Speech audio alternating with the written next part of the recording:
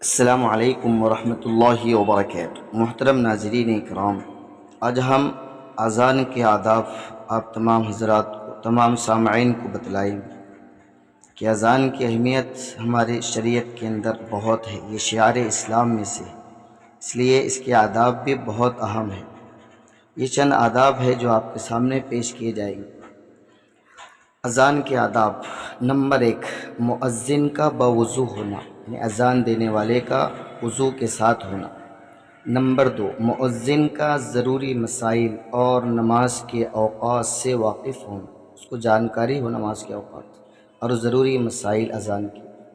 Number 3، مؤذن کا پرہیزگار اور دیندار ہونا۔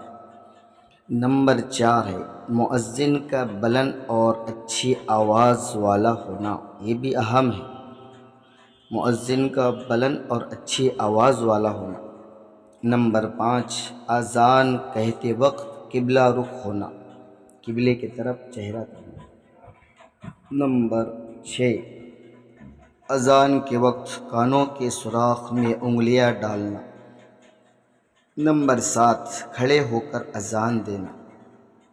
نمبر 8، حی علی الصلاۃ کہتے وقت بائیں جانب، دائیں جانب یعنی سیدھے جانب، حی علی الفلاح کہتے وقت بائیں جانب چہرہ پھیرنا یعنی الٹے جانب، حی علی الصلاۃ کے وقت سیدھے جانب، حی علی الفلاح کہتے وقت بائیں جانب یعنی الٹے جانب چہرہ پھیرنا۔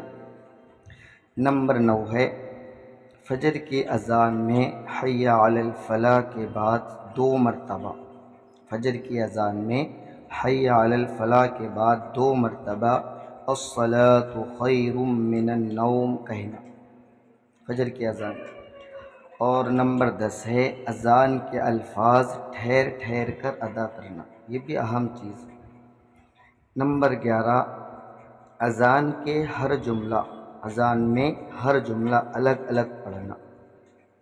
نمبر 12، اذان کے درمیان کسی سے بات چیت نہ کرنا، عام طور پر آدمی مشغول رہتا ہے اذان کے وقت میں، اس لیے کہا کہ بات چیت نہ کرنا۔ نمبر 13 ہے اذان کو گانے کے طرز پر نہ دینا۔ نمبر 14، اذان کا جواب دینا، یعنی سامع کا جو سننے والے ہے مؤذن کے الفاظ ہی کو زبان سے ادا کرنا، البتہ حی علی الصلاۃ حی علی الفلاح کے جواب میں لا حول ولا قوت الا باللہ کہنا، الصلاۃ خیر من النوم کے جواب میں صدقت و بررت کے الفاظ کہنا۔ مؤذن اور سامعین سب اذان کے بعد درود شریف پڑھ کر یہ دعا پڑھنا: اللہم رب هذه الدعوة التامة والصلاة القائمة آتی محمدا الوسیلة والفضیلة وابعثه مقاما محمودا الذي وعدته إنك لا تخلف الميعاد۔